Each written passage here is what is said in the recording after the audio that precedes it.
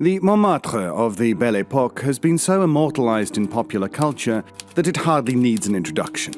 But while the Moulin Rouge is still a household name, many of the neighborhood's more outlandish-themed nightclubs have faded into obscurity. One such club was the Cabaret Sorcellerie, which was themed around magic. In the 1899 book Bohemian Paris of Today by W.C. Morrow and Edouard Coussuel, it was described as follows: a monument to all things mesmeric and metaphysical. That was about all they could say on it without seeing inside. The bar was strictly majors only, and the bouncer outside ensured that only those who demonstrated supernatural abilities could enter. If you can tell me what card this is without touching it, you can get in. The King of Swords? Right this way. You, next. What card did I just draw? 2 of Wands. Right this way. Alright, you, next. What card am I?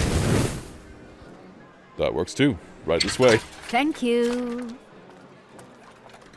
Ma'am, this is a private club. Let me through, I'm meeting with someone. Not before you pass the test. What card is this? What a waste of time. Tell me what's on the card or you don't get in. Holy shit, lady! It's the 5 of Cups. There. Now move.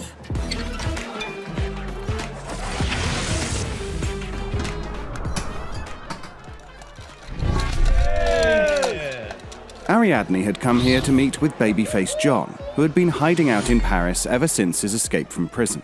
The two had already liaised earlier in the week, as he was one of the few Valorians living in the city at that time who had recently been in contact with the nature mages on Ariadne's list.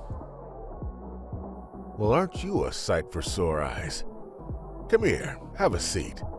Salome, go get Miss Culver a drink. I haven't even told you. You don't have to tell me. I know what everyone wants. 1 red wine spritzer, courtesy of Mr. Schaefer. Ah, I see. That's cute.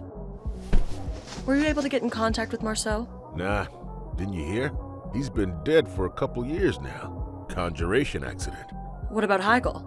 She got herself stuck in a backwards time loop. Last I heard, she's been locked up at St. Christopher's. And Belafonte? Old's man got to him. I see. Well, perhaps we'll have to circle back to portal conjuring at a later date. Do you have any news that won't utterly disappoint me? I'm doing my best, lady. You sprung a lot of questions on me on a very short notice. But yeah, I got the stuff you wanted. Blue cornflower, powdered moonstone, and a crystal ball. As long as you brought what you were supposed to, it should work. Of course. This isn't a recent photo, but her looks haven't changed that much. Oh, I know this kid. You do? Yeah. She and her friends scammed me with some fake self-winding watch. This'll work fine. All right.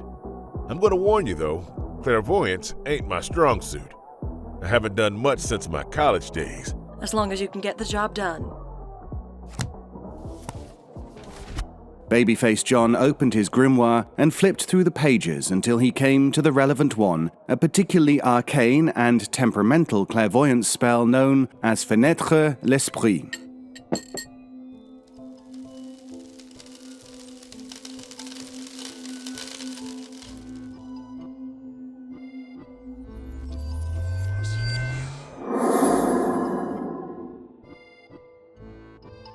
How long until I know it's working? It won't work entirely until she falls asleep, so it really depends on the victim. Just relax, have a drink, enjoy yourself a little. It'll kick in when it kicks in. Did either of you just get a really weird vibe out of nowhere? Achoo! Gesundheit. Stop it. We really need to dust in here.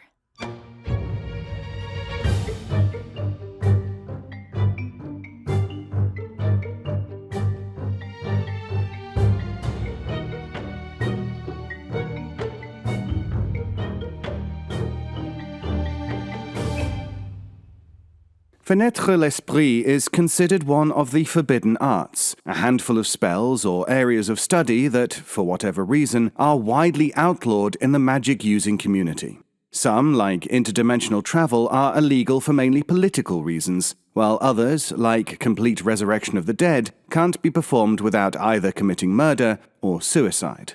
Fenetre l'esprit, in contrast, is forbidden for being both highly risky and for being a gross breach of privacy and free will. The first sign of being affected by Fenetre l'esprit is sneezing. Then as soon as the victim falls asleep, their body is hijacked. Your memory that Germany are in an arms race. But it's better to have. I said if you're good.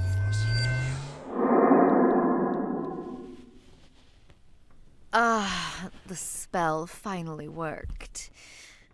Oh, Jesus Christ, my head.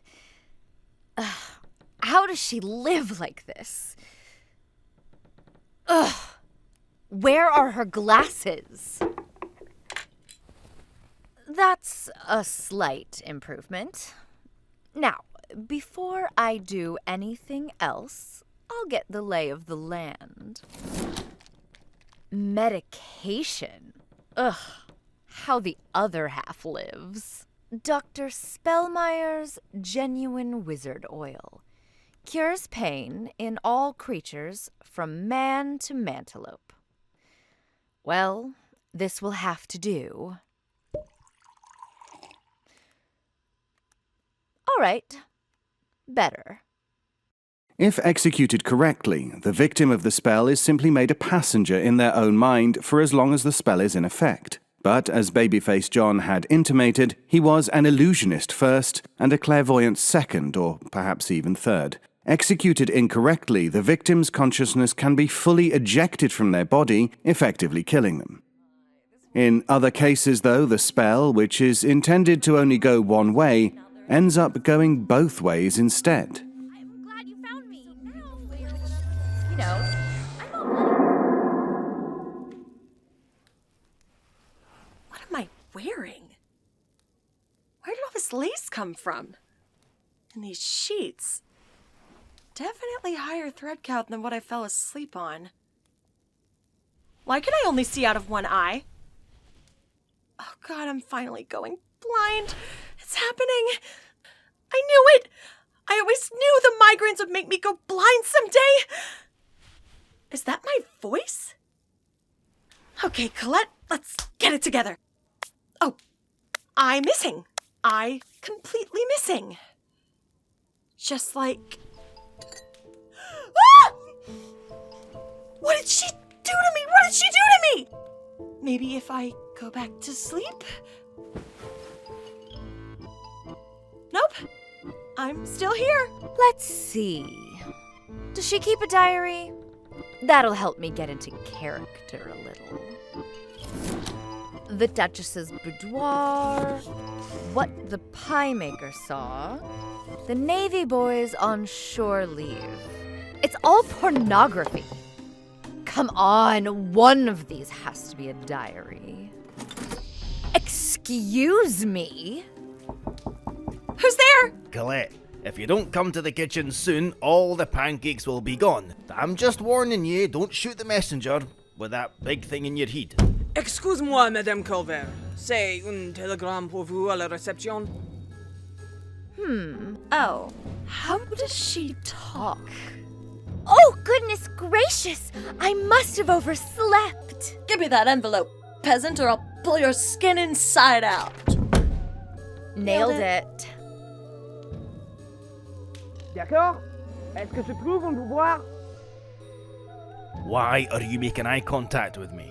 Is there something wrong with my face? I don't know what you're talking about. Now, shoo! I'll join you in just a moment. Nicholson very interested in your proposal. Stop. Meeting scheduled for 10 o'clock at Monceau Park, October 12th. Stop. Is that tomorrow? Oh no, it's tomorrow. Shit. I should probably get dressed. All right, time to make myself decent. Let's see what my options are. Black, red, black, red, black, black, black. Someone needs to tell Ariadne that they've invented other Colors. Ugh! No wonder she gets migraines. These clothes are so Unbearably 90s. I hate the sleeves. I hate this. I hate this. Oh, this is actually really cute. I suppose this tea gown isn't a complete affront to God. She's maintained her figure really well for someone who's had kids. Stop complimenting her, Colette. She's a murderer. Hips like a 12-year-old boy. Colette, the more I learn about you, the more convinced I am that Leonid dodged a bullet. Jeez, why is she so smooth? Does she shave or does she just will the body hair to fall out on its own? They're reasonably presentable. Now, to keep up appearances, I suppose I ought to... Oh, God damn it. I don't remember the names of the other two. All right. There's the big one and the little one. The big one is a neighbor, so his name is something strange. Starts with a T? No matter. I'll figure it out. And the little one, he's an artificer, and he's got some absurdly thematic name like nickel, no, copper, gold, iron, Eisen.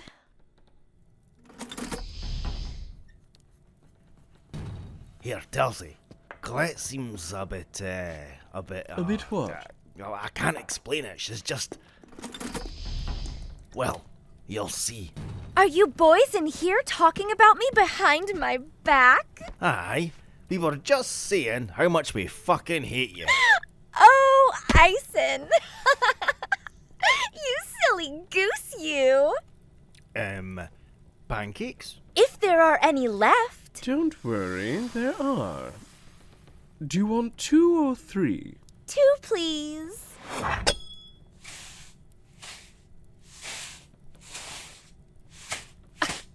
Would you be interested in some coffee with that sugar, Eisen? Of course not. This is how I always have it. Telsi, pass this syrup. Coming right up. Colette, can I make you a coffee? Just pour me a cup of whatever you're drinking. Italian dark roast. Sounds good. Milk? No thanks. Do you see what I mean? Something's wrong with her. Well, if you're going to gang up on me for trying something new, fine. Make me my usual. There you go. Thank you. Stop staring at me. How's that coffee taste, Colette? Fine. It's the same. The same as usual. Is it? Is it really? Maybe. I just would have preferred the dark roast. No, you wouldn't have. Because you're the only person I know who genuinely prefers Valorian coffee to Italian. You like the lightest roast available and you absolutely drown it in milk. And you don't think I'm funny either. You've never laughed at a single thing I've said. Not even sarcastically. I have no idea what you're accusing me of, and frankly, I'm very hurt that you would accuse me of anything. Can a woman not enjoy a dark roast coffee in peace without being interrogated? I thought you were my friends! Well then, friend, what's my name? Terpsichore. Ow! Oh, Jesus, Telsi, that's a wee bit fucking extreme. Oh no, her hand will heal as soon as I take the knife out. Watch. Any second now. So it's not shape-shifting. Oh, have mercy, I could have told you that. Well, why didn't you? I just stabbed Colette through the hand and you're saying you could have told me that. Why was that your first thought anyway? You know, that's what I still don't understand about you. You always go for the violent solution first. Well, I happen to think that Eisen Taqi... What? Oh, you fucker! Silence! Oh, that's quite disorienting. All right. I've stood about all I can stand of you two blithering idiots. See, there's no way that's not Ariadne. Then how come the Kingmaker can still fire off? And how come she couldn't heal? Because this is the real Colette. I'm merely speaking through her for the time being. And if you do as I ask, you will get her back. That all depends on what you're planning on asking. Drive me to Paris so I can collect what I'm rightfully owed. That's a long drive and we're busy men. What if we decide we don't want to do it? Then I'll just have to slit your little friend's throat. She's bluffing. If she did that, she'd kill herself as well. I wouldn't risk it. This is Ariadne Culver we're talking about. She's not exactly a rational actor. You might be right. All right, Ariadne, we'll take you to Paris. Thank you. On one condition. If we do deliver you back to your body, presumably, and allow you to take the Kingmaker, you have to let us leave the city unharmed. Agreed? If it'll get me there, you have my word as a witch. While Ariadne was parleying with Aya and Winterlich, Colette was doing her best to take whatever advantages she could from the current situation. All right, so I know I'm in a hotel, and I'm not in the VSR because Ariadne is probably even more of a wanted fugitive than me right now. Given that I couldn't understand what the concierge was saying, I'm probably in France. Or maybe Belgium. But more specifically, let's see. Holy hell, that's the Eiffel Tower! This is good. This is good, actually. Now I know where she's hiding out. And if I can find Ariadne's day planner or her grimoire, I can stay one step ahead of her. Among the papers and books stacked neatly on Ariadne's bureau, Colette found the following: an ornate cigarette case, a matchbook from the Cabaret Sorcellerie, a box labelled Care Package from Mother, postmarked to an army base in the VSR, and, most curiously to Colette, an annotated map of the United Kingdom. These must be the places she's planning on going next. But why? What is she doing? Wait, I should write some of this down so I don't forget.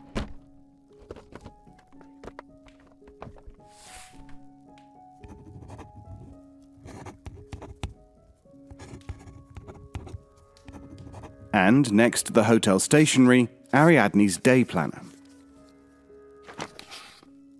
October 11th, 9:30 a.m. Call home, check on Leo, 11 a.m.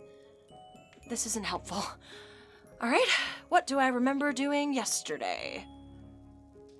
I think I went to bed at like 11, and at 10 p.m. she was at CS with JS. Well, I've got no clue what that stands for. Oh, wait! Cabaret Sorcellerie, like the matchbook! That's where she must have been when she turned me into her! But what is JS? Maybe that has something to do with the spell. Under those cryptic initials were a list of names, all crossed out. Marceau, Heigl. Are these people she's killed? Next, she turned to Ariadne's grimoire. Like all personal grimoires, it had an infinite number of pages despite its compact size, and a single handprint of dried blood on the inside cover. Upon opening it, Colette was struck with the stark contrast between the impeccable organization and neatness of the penmanship and the detailed, grisly drawings the notes accompanied. This first entry is from 1848. Oh, she's been doing this for like a million years, huh? Academy Viserys, 1850. Crystal City, 1876. 1886. Whitechapel, 1888. Berlin, 1901. Wait. If I'm Ariadne, does that mean I can fleshcraft? Luckily for Colette, the hotel staff provided all guests with a complimentary vase of fresh flowers, which she could use as test subjects. What's that thing she does with her hands? It's like presto, changeo, flowero. Okay, that's a little beyond me then. Change back! Let's try something else. Neat tentacle!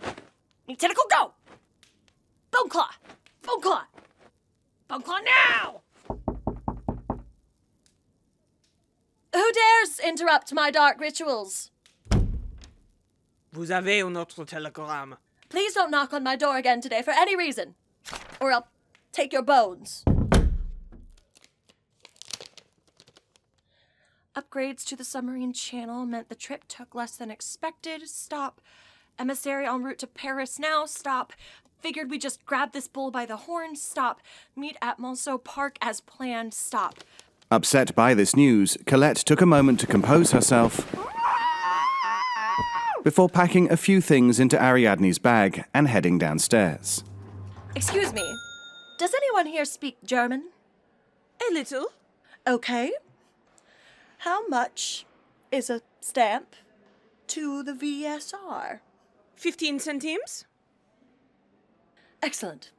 Send this envelope to Nikita Jane at the Toria Post Office. That's Nikita Jain.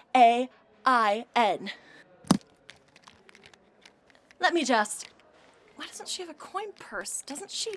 Ew, what is that? Oh, we can charge it to the room, madame. You can do that? Of course, I knew that.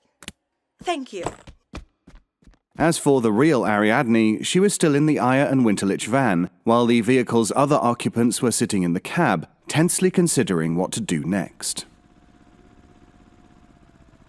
I don't like being in the same room as her.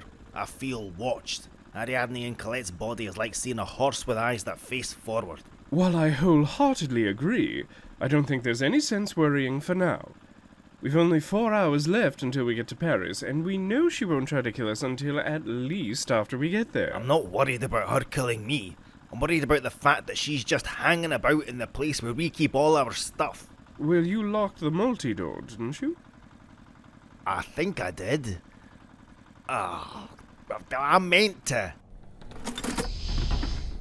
Impressive little armory you have here. Disorganized, but impressive. Oh my god, this isn't. It is a Kersite war axe. Oh, how delightful. Wait until I show this to the Brits. And what the hell do you think you're doing, by the way? You meant to lock it, Shut it. I'm taking this as collateral. Come any closer and I'll split you and that walking stick in half. Telsey the axe. All right, Ariadne, that's enough. Now go through that door and take a seat on the sofa. Don't make me ask again. Unlike you, I actually know how to handle one of these things. Ariadne did as she was told, and once she had, Eisen wasted no time in locking the multi-door and restraining her. Right, there we go. Now I'd better not hear from you again for the next 4 hours. Do you intend to gag me as well? You wish. While the van crossed the border into France, someone else was also entering the country. The person Ariadne, or rather Colette, was meant to be meeting with in Monceau Park that morning was Henry Sinclair, an aide to Sir Edward Grey. He had set off from Dover on the newly renovated Trans-Channel submarine rail line and had arrived in Paris with just enough time to make it to the agreed-upon meeting place. When interviewed about the meeting years later, Sinclair said that he had approached it with equal measures of fear and excitement. This was fairly normal when it came to the effect Ariadne had on the men she worked with. Pleasure to finally meet you, Miss Culver. My name is... Sprechen Sie Deutsch? Yeah? What's wrong with French? We're in Paris, so... Deutsch, einzig. Sinclair was confused, but obliged her request. All right, perfectly fine with me. Out of curiosity, though, I was told you were fluent in French. Why the switch? Because I burnt my tongue on my coffee at breakfast. The doctor was very insistent. No more French. But aren't you a... I'll kill you! Churchill was not kidding about you. What do you want? Well, first of all, to check in on the status of Operation Tiebreaker. It's going normal. So you were able to get in touch with Marceau and Heigl? Oh, okay. No, I didn't. They were unavailable. That's a shame. We followed up on some leads in Belgium as well, and it turns out there are very few natural mages left on the continent who deal in portal conjuration. A lot of them have died in supposed accidents. Or, well, big scary quotes around accidents. Really? Obviously, I knew that. I hate the government. But, as we say in England, we've just got to keep a stiff upper lip and move on. The Home Office is building a contact list of British nationals who have conjuring experience. Turns out, we're no slouch in the magic department ourselves. Right. Exactly. That's what I've been saying. That's why Sir Edward's keen to get you back in the UK, so we can start work on the next phase. When can we expect you back in London? I'll get there when I get there. Right, of course. Sensitive information. That'll be in the briefing when I return home tomorrow. I'm sure it will. I have one more thing to ask before I leave. What? Can you do the thing with your arm? I've never seen anyone shapeshift in person, and I've always thought it would be dreadfully interesting. The... which thing? The claw or the tentacle? Either one. Surprise me. Okay, I would love to, but will you excuse me for a moment first? Of course. No rush whatsoever. Thank you.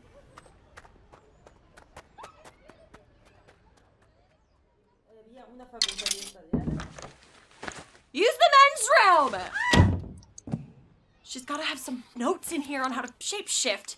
Come on. Vivisection? No. Something called organ inversion? Absolutely not. Okay, this looks promising. Bend ring finger towards a heart line. What the hell is a heart line? Oh, it's on your hand. Okay, that must be the scar she has here. Hold arm across chest. Visualize the desired form. Okay, it's in my mind. I'm visualizing. Meet tentacle, meet tentacle, meet tentacle. Wow, that's disgusting! Now change back. Normal arm. Normal arm. Maybe I should go to flesh crafting school. I'm kind of good at this. Sorry that took so long. I ate some bad eggs. Anyway. Oh, that is cracking! Wonderful stuff. It is, thank you. Well, I won't keep you any longer. I'm needed in Brussels by 7. No rest for the wicked, as they say. No rest for the wicked. And if anyone asks, I was never here. I've already forgotten what your name is. Normal arm. Normal arm now. Normal arm, please. Shit, how did I do it last time? Further east, Aya and Winterlich had just stopped in the town of Troyes to refuel. After returning to the van, Eisen went back into the cargo bay to personally check on the duo's captive.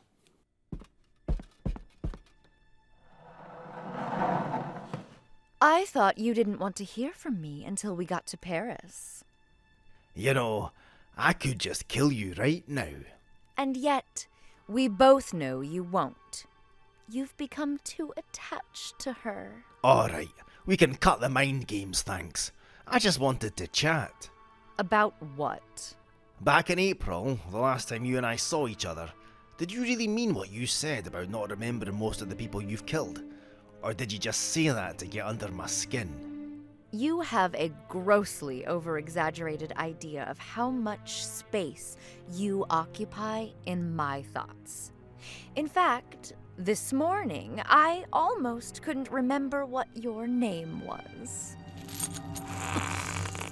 Aye, well, it's Eisen Aya, and I want you to remember that for next time. Oh, we'll meet again? Is that a promise? Fuck off. How much further to Paris, Telesphore? It was approximately 2 hours to Paris at that point. A little while later, in the city itself, Colette took a taxi to the 18th arrondissement. She had been unable to change her arm back to normal, but there were more pressing matters at hand. She was following the only two clues she had as to why she had been put into Ariadne's body: the matchbook from the Cabaret Sorcellerie and the letters JS. What's on the card? I don't know, but I think you want to tell me. Knight of Cups. All right, nicely done. Right this way. Let me in. Tell me what's on the card. 3 of coins. Wrong. If you can't use magic, you're not getting in. Listen, asshole. I'm having a horrible day.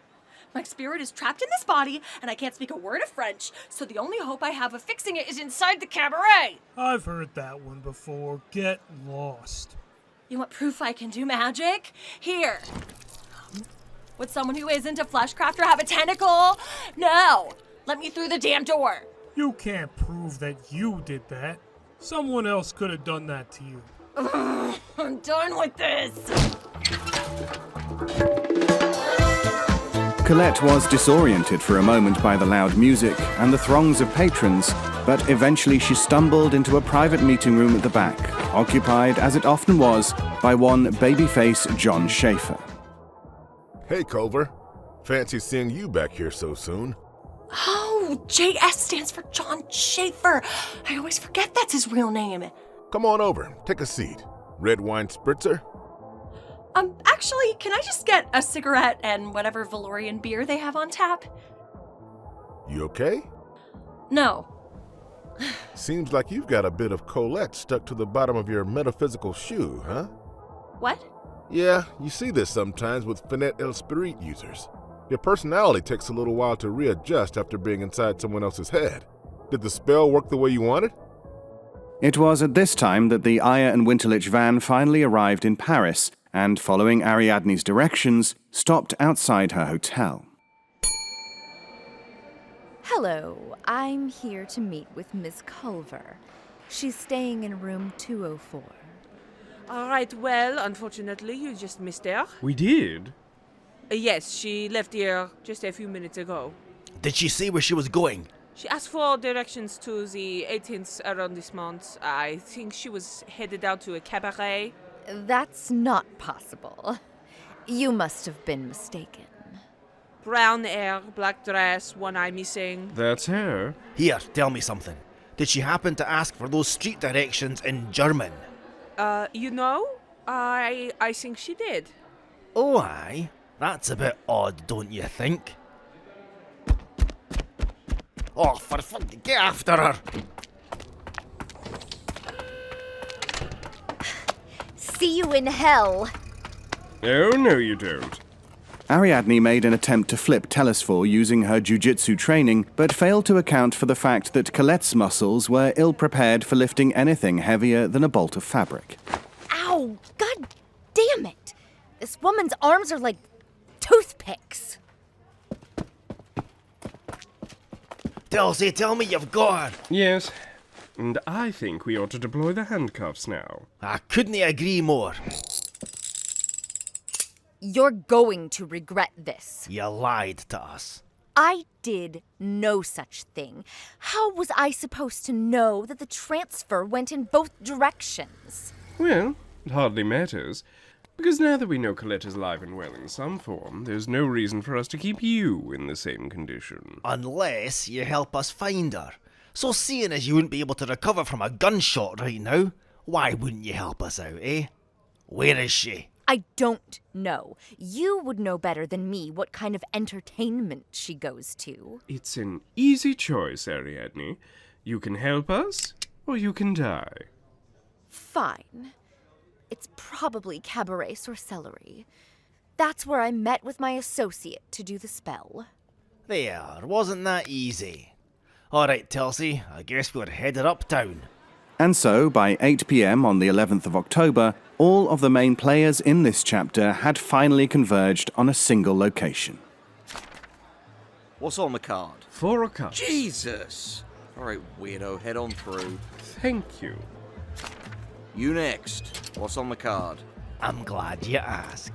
You've got a compact mirror, right? In my left pocket. Perfecto. Looks like the 6 of Swords to me. Impressive. What about her? I'm with him. Is that why she's wearing handcuffs? Aye, don't worry about it. We don't do +1s here, sir. I totally understand. However, let's see if 5 francs changes your mind. Alright, going in. Thank you, my good man. I've already ordered you a drink, Eisen. Thank you, sweetheart. Oh, not again. Oi! Where do you go now? Come back here. So ultimately, I think that their spring collection this year was pretty uninspiring, especially compared to... Schaefer, you son of a bitch! Ariadne, did you realize she was following you here? Well, the thing is... I'm Ariadne, you fool. That is Colette. The spell was supposed to be one-sided, but no, you were too incompetent to manage that. And now this little trollop has had a chance to rifle through my grimoire and my daybook and all of my personal correspondences. If I wasn't handcuffed right now, I would gut you like a trout. Hey, I get that you're upset with me. That's understandable. However, I did give you fair warning. I'm an illusionist first, clairvoyant second, maybe even third. You get what you pay for. So that means you can't change us back? Hold on. I never said I couldn't do that, but one of you better be prepared to pay up afterwards. Money is no object, Mr. Schaefer.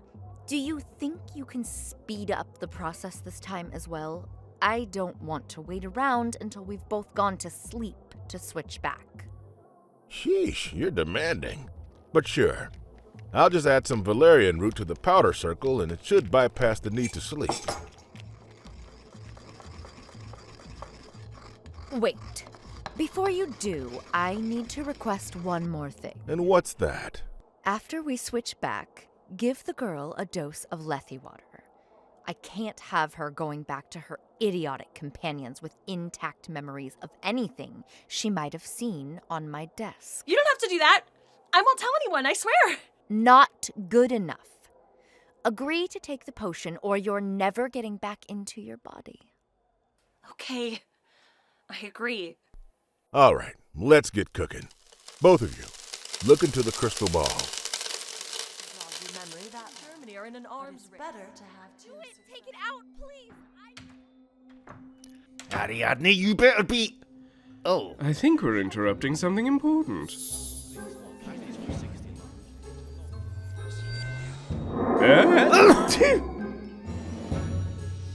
Nothing happened. Do I have to wait until morning? I thought you said the valerian root would bypass the need for sleep. Why do you keep lying to me, John? Hey, come on! He's trying his best. I'm gonna be honest. I have no idea why that didn't work. I think I might be able to hazard a guess. You're kidding. I wish he was. Oh, I am freaking out right now. As usual, you come in here and royally screwed up my work. Good job. Name one time either of us have done anything even slightly like this. Lake Geneva, 1899. Oh, that was your fault. Oh, Eisen, darling, it was your fault, and we both know it. And besides, arguing isn't going to change anything, especially if it ends up making Mr. Schaefer too angry to try searching Ariadne and Colette back. That is the goal here, is it not? Aye, and don't forget about us, Telesphore. I mean, I don't know about you, but I am not having a good time. I can see colours that don't have names. Everything smells a million times stronger. I am borderline getting altitude sickness up here. I'm looking at the back of my own head, and I can see that I'm balding a little bit, and neither of you two tall pricks ever said anything. Telesphore and I agreed it'd be better not to. For your dignity. You know, I'm hardly enjoying myself either. I'm not used to only seeing in 3 dimensions. It's very disorientating. Do the spell again. You know I've only got a finite amount of material, right? Maybe it'll work better if I change my arm back to normal? How do I change it back to normal? Make a fist, then open it. Okay. Keep doing that while visualizing where your fingers would be. Now, everyone, sit around the table. Look into the crystal ball.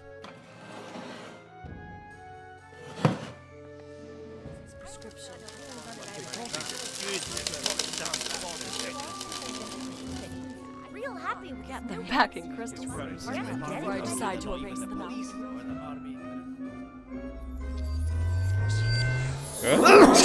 Okay, everyone, sound off. My head hurts. And my leg hurts. We are back, baby. What about you, Telesphore? Admittedly, I think it could have turned out better. My personality is really starting to feel cramped. But that means... It means exactly what you think it means. Aw, fuck that, by the way. You think this is upsetting for you?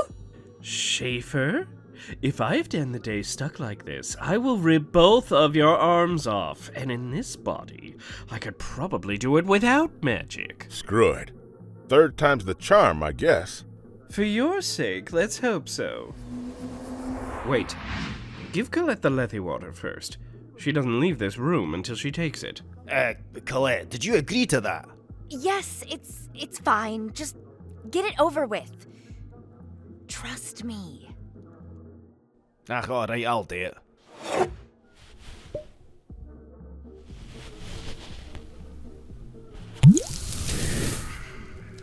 For this to work, you have to find your own reflection in the crystal. Don't look at anyone else's, all right? Prescription.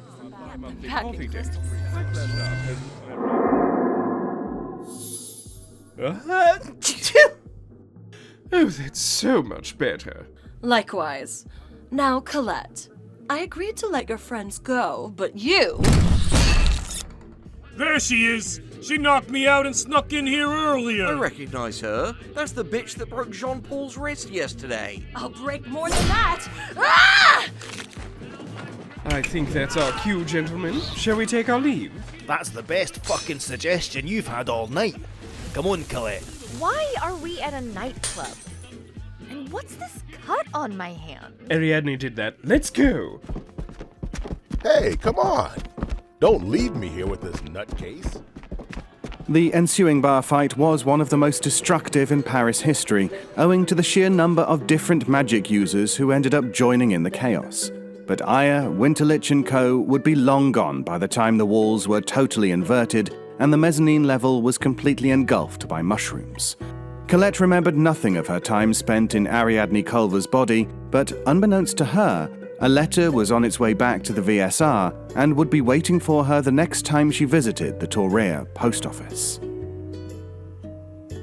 The Kingmaker Histories is a production of We Are Not Alive. This episode was written by Addison Peacock and audio engineered by Molloy Tuten, with Foley design by Jam Wright and executive production by Henry Galley and Ashley Craft. Our theme was written and performed by Professor Shy Guy. A full list of other music used can be found in the show notes, as can our social media links. This episode featured, in order of appearance, David Ault as the historian, Addison Peacock as Ariadne, Richie Ammons as Babyface John, Blythe Renay as Colette, Taqi Nazeer as Eisen, Josh Rubino as Telesphore, and Ty Wilkins as Sinclair, with additional voices by Jamie Douglas, Jasper Taylor, Molloy Tuten, Gus Zagarella, and Henry Galley. If you'd like to support the show, go to patreon.com/KingmakerCast. Thank you for listening, and we'll see you in 2 weeks.